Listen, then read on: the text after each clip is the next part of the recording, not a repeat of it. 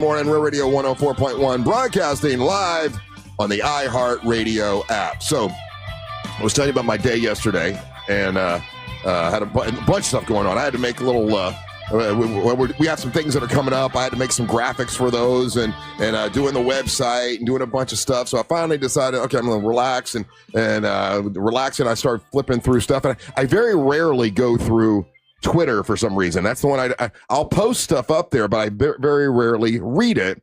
So I go and I'm like, okay, let me read some of this stuff. Let me go over to, where I've been mentioned and see what's there. Mm-hmm. And so I look at this one thing, and it says, part 1, 90s talk radio, shock jocks and radio wars. And it's someone that said podcast media. I'm like, oh, what's that? And then I look at it, and this guy, whoever it is, has tagged Lex and Terry, Opie and Anthony, Bubba the Love Sponge, Tuttle, and me and Real Radio 104.1. I'm like, oh, let's see what this is.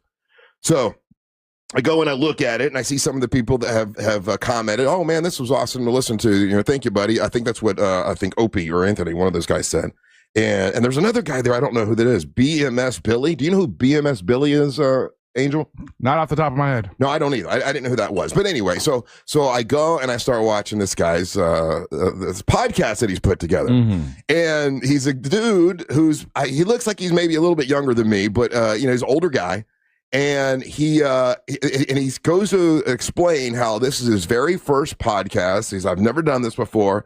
My buddies were goofing on me, saying that I wouldn't do it. And you know what I did? I came out into my garage. Billy Madison. Billy Madison. Yeah, I don't know who that is. He's a Texas guy. Okay. All right. It took me a second. I didn't know who it was. Okay. So he explains how he went into his garage and he turned it into, his own podcast area. It's his man cave. He's got lights and everything. It looks pretty good. He did a pretty good job. And he said his buddies goofed on him and said he wouldn't really do a podcast. And he's like, I've never done one before. I'm just sitting here talking to myself. And it was kind of funny because, he was a little nervous. He seemed like he was a little nervous, but he was, there he is. He's a little nervous. But he starts to explain. And you talking about the butt snorkeler? What's that? He's got a big sign behind him that says butt snorkeler. Oh, I didn't even read that. Oh, yeah, it does. Okay, yeah, it does say that. I didn't read what was behind him on air. He turned everything into his own podcast because he said he loved Shock Jock Talk Radio, and it's funny because Ryan's been begging us to do Shock Radio again. Yeah, so we're gonna tase this guy's balls then, or what's up? No, so this guy's name is Rick, and he goes to explain. Listen, I don't really know what I'm doing, but I've always wanted to do this. My buddy said I wouldn't do it, and here I am. I'm doing my podcast about Shock Radio.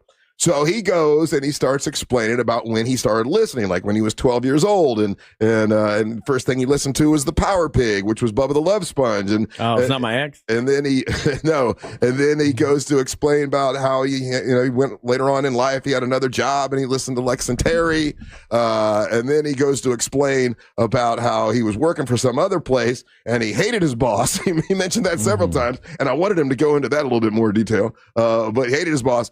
But then somehow he accidentally gets on Real Radio 104.1 and he hears all these people talking. He's like, my God, 7 people. What the hell was going on? There's 7 people talking. And he goes in to explain about his first experience of listening to the Monsters of the Midday at the time. And then he goes into, he kind of quickly mentioned those other guys, but he's talking about the Monsters for, it must have been 10, 15 minutes about his first experience going to Miss Monster. And it was really interesting because this guy, I'm watching it and getting, I don't want to say teared up, but I'm like, man, this is so cool that it affected this guy so much. He and his wife at the time had no money. I think they had to borrow money, gas money, just to get to Miss Monster. They could afford 1 bag of potato chips that they shared for the entire time, and they had 1 bottle of water that they would go into the the hotel and get it filled up in the in the water. What's the water water fountain, and go back and forth. And he just talked about how it affected him so much, and that's why he loves talk radio so much, and that he felt so connected to all of us because he could see us at Miss Monster, and the effect that it had on this guy. I was like, I don't know, it really blew me away to see how important it was to him. And I think I went back afterwards last night, and I said, hey, dude, I want you to call into the show. So I think we have him here now. Is that Rick? Yeah, why do we need to talk to him? You told the whole story. No, I didn't. No. There's a lot more. No. Rick had a lot more to say. I just wanted you to kind of know why I was so enamored by it. But Rick, how you doing, buddy? Hey, how's it going, Russ? Now, this is actually a big thing for me to be even talking to y'all. I could tell, man, when you basically what you were doing for you. You were doing a love letter to shock radio and to other people like Bubba the Love Sponge and like Opie and Anthony and Lex and Terry but you really did talk about the monsters of the midday a long time, and I would just tell you I was honored that it meant that much to you, and I kind of quickly explained to the guys your first experience at Miss Monster, but I know I left a lot of stuff out. When you went with your wife, I mean, you basically had no money at all, right? Yeah, we didn't have anything. We had enough I had enough gas to get there, and then I was just listening to you, and I mean, we got a bag of chips and some we got 2 waters and 2 Mountain Dews, and they wouldn't even let us bring the water bottles inside at the plaza. So we kept having to go out into the lobby and fill up our water bottles and chug it down real fast, and then take the water bottles back to our car and then go back inside again. So it was, at the time I guess it really sucked, but it's one of those memories that I guess I'll never forget. Yeah, and you also talked about how you were at the show, and I guess you and your wife were in the pool. And I don't know. It was funny just to hear you explaining how it all affected you, and that it kind of that particular experience made you be a fan for life, right? Oh yeah. That was and to see the actual fans. I mean, I won't go into any kind of detail, but I didn't realize how wild the Monster fans were. Oh, no, they were having sex in the pool. There was, yes. They were. That'll screw up the pH. Oh, yeah, they will screw up the pH. They were flashing. What else do you remember from your first Miss Monster, Rick? I mean, in all honesty, I think that was it. I think I was more excited to be able to actually see all of y'all up on the stage. That was a big thing for me, and we got all y'all signatures, and I got a bunch of pictures too. We took with one of the old throwaway disposable cameras at the time. Yeah, you said Savannah signed your wife's boob. Yeah. So I took a picture as she was signing it. So yeah, I just dug all those out. Me and my wife was looking through them all the other day. So yeah, that was. I mean, it was. I guess it was just one of those experiences that I guess I'll never forget. And Ricky, then we also went back in 2000. At the time, were you still living in South Carolina and you guys drove down? No, we actually, so I'm from Tampa, but then we lived in the Ocala, Gainesville area. Gotcha. And I've only been in South Carolina now going on 7 years. Understood. And you, I mean, you obviously have a deep love for Shock Jock Talk Radio, because you go through like everybody that you know what I like too is that you said that you didn't really listen to Howard, but you didn't trash Howard. I thought that was kind of cool, because a lot of people will be like, oh, this guy sucks, that guy sucks. You didn't do any of that. You were like, it wasn't for me, but I would listen. I didn't hear you trashing anybody, which I thought was a good call for you. Yeah, and I actually, I hate people that really trash him, and especially somebody like Howard. I mean, I don't care if you like him or you don't like him. I don't think anybody can really knock him for what he did for radio, at least for Shock Jock Radio, and not just from a fan's perspective, looking on the outside in. Well, listening to you, what Howard did for us was exactly what I knew what was going on. People were, listening to Howard, and then they'd bump into us, because you were saying, what is this show that's a morning show doing on in the middle of the day? And that was, we benefited from that. And to hear it from your perspective, just so you know, for me was a pretty big deal. I was impressed with the way you did it. And then that was your first podcast, right? Yeah, well, me and my I did it, and me and my friends. So on our YouTube channel, we got 3 podcast up, just me and a buddy of mine. We're just sitting in there, having a few beers and talking. But I wanted to do something, and I wasn't sure what to actually do. What kind of category or whatever to put it in. And I don't know. It just sort of hit me to maybe just go through, a talk radio, my whole experience anyway. And, you know, I mean, I hope people like it, but because I'm quite sure there's other fans out there as well that's into talk radio as much as I was. I know Ryan is anyway. Yeah, Ryan keeps begging me. He keeps begging me to bring the shock jock stuff back. But here, do you understand? That we want to tase your balls. No. Do you understand why we couldn't always be that? And some people don't understand. They think, oh, you should still be doing shock jock stuff. Like, you know, especially the fact that I'm 59. Like, if we had young 21-year-old girls in here, you know, get them to strip, that would just be weird at this point. No, it would not. It would too. It would not. Yeah, I can completely understand all that. And I'm wanting to do, you know, because I haven't did it. I just started last night, so I'm wanting to do my part 2 of, you know, and I wanted to do, you know, I think it was around 2004 when everything changed with Janet Jackson. Yeah.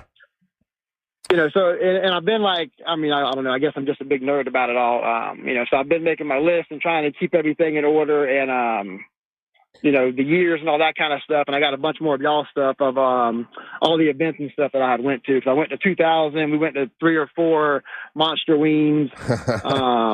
We went and seen y'all at Hard Rock.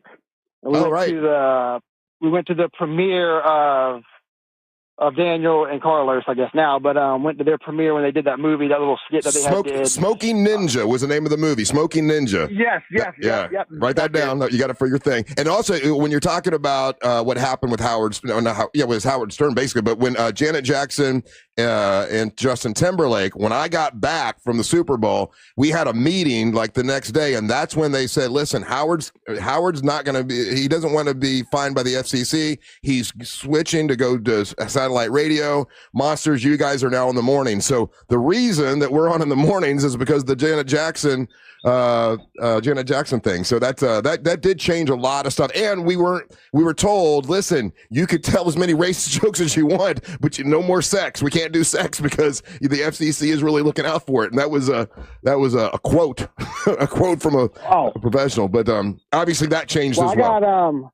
I remember mine was I had woke up that morning and we could still pick it up in Ocala, but Fox 35 News was doing a big thing that Howard had left and then the Monsters were moving on.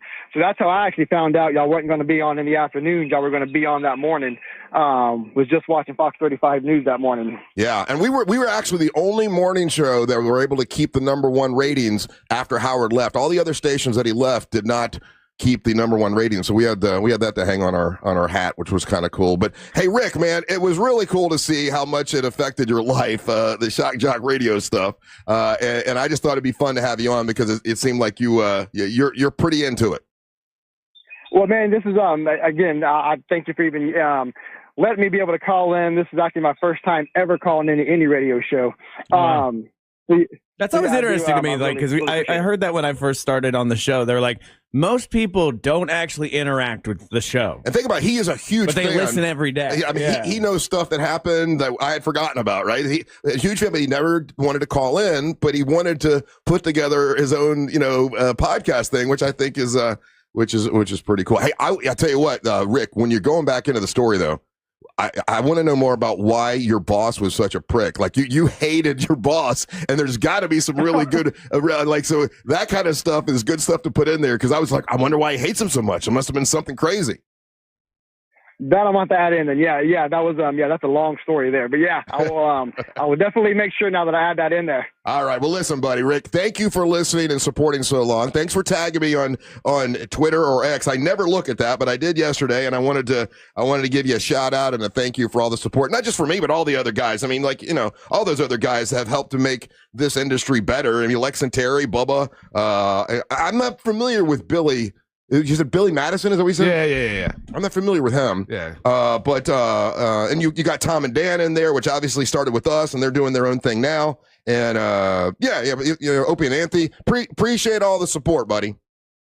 Well, I do appreciate it, Russ. Thank you for giving me a shout out as well. And man, I'll definitely, and I'll probably tag you on the next one as well. But yeah, I thank you again, man. Yeah, man. And people are asking now, they're on our texting service, what's the name of your podcast that you're doing? What are you calling it?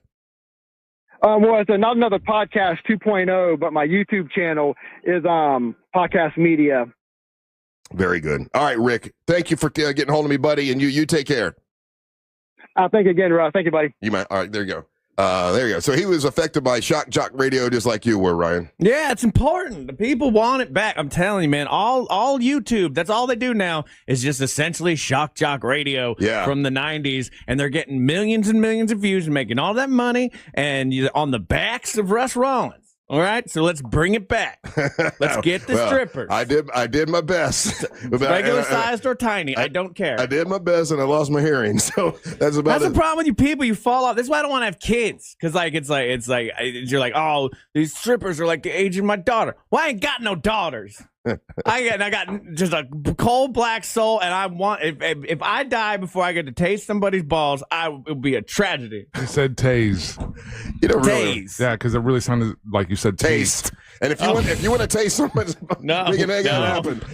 We do that today. We can facilitate that. Yeah, we'll do that today. I don't want to be the receiving double taste. I'm too old now. I don't want to be the receiving listen to this guy. No, He wasn't. I mean, like in the game, it's too long in the game. I'm not the intern. I get my own intern now that I get to torture. Yeah, that's the reason we can't have interns anymore. Well, exactly. We just won't have them not work for us. I had a girl with who was buck teeth. She had buck teeth, and I made her eat an apple through a fence. Her parents got mad. All right. Well, if you want to sign up to be an unofficial intern that's in no way associated with iHeartMedia, email me, Ryan, at my Gmail, and then we'll talk about it. Don't do that. People are going to get their hopes up. I will say this, that I am aware that, if you spend too much time talking about the past, it's not good. Like, talking about the past is not that good. But as I was because, there's a lot going on now, a lot of future, so if you just talk about the past, you're getting stuck in the past. But when I watched him in his podcast and how it affected him, it made me realize there are a lot of people that, obviously enjoyed those times. And it's good to bring it up every once in a while and to discuss it and, let them